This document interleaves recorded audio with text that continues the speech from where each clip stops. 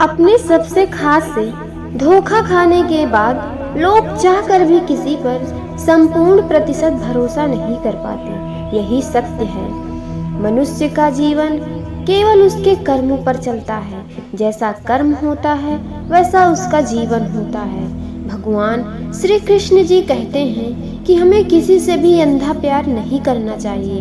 हमारा किसी के प्रति अंधा प्यार हमें कभी भी आगे बढ़ने नहीं देता। अधिक प्रेम भी व्यक्ति को बुद्धिहीन कर देता है।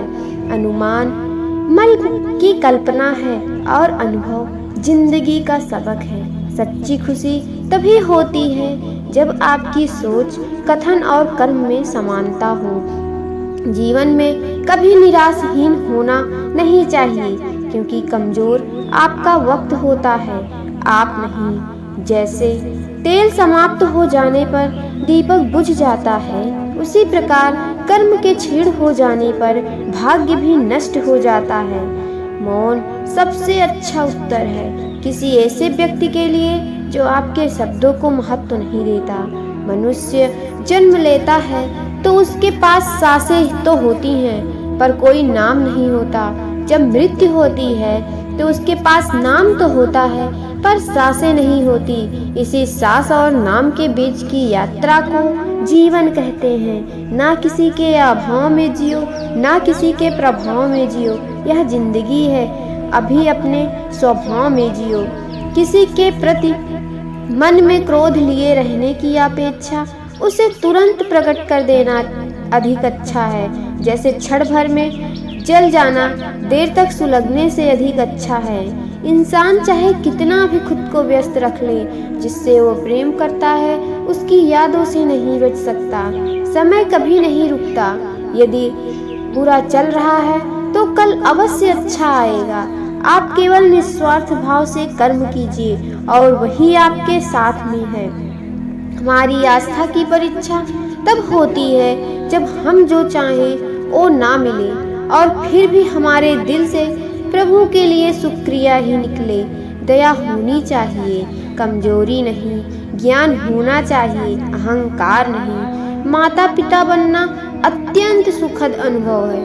उत्साह से जीवन जीना और स्वयं पर महारत हासिल करना खुशी देता है। जिस व्यक्ति के विचार मैले हैं, जो लापरवाह है और धोखे से भरा हुआ है, कोई कुछ भी बोला, स्वयं को शांत रखो। धूप कितनी ही तेज हो, समुद्र सूखा नहीं करते। मन की गतिविधियों, होश, श्वास और भावनाओं के माध्यम से भगवान की शक्ति सदा तुम्हारे साथ है और तुम बस लगातार एक साधन की तरह प्रयोग कर सके सभी कार्य कर रही। तुम उसके लिए शोक करते हो जो शोक करने के योग्य नहीं है और फिर भी ज्ञान की बातें करते हो। बुद्धिमान व्यक्ति न जीवन न ही मृत व्यक्ति के लिए शोक करते हैं। तुम अपनी पीड़ा के लिए सास को दोष मत दो, अपने मन को समझाओ। तुम्हारे मन का परिवर्तन ही तुम्हारे दुखों का अंत है। अगर तुम अपना कल्याण चाहते हो तो सभी तरह के उपदेशों, सभी धर्मों को छोड़कर मेरी शरण में आ जाओ। मैं तुम्हें मुक्ति प्रदान करूंगा। सुख दुख का आना जाना गर्मी सर्दी के आने जाने के जैसा ही है, इसलिए इन्हें सहन करना सीखना ही उचित है। धर्म चाहे जो भी हो, अच्छे इंसान बनो। हिसाब हमारे कर्म का होगा, धर्म का नहीं।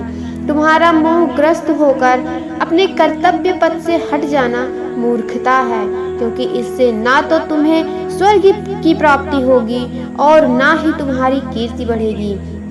बुरा वक्त आपको जिंदगी के उन सच से सामना करवाता है जिनका आपने अपने अच्छे वक्त में कभी ख्याल भी नहीं किया होगा। किसी दूसरे के जीवन के साथ पूर्ण रूप से जीने से अच्छा है कि हम अपने समय के भाग्य के अनुसार अपूर्ण जिएं। जीवन को भगवान से जोड़ दो, सब भगवान पर छोड़ दो।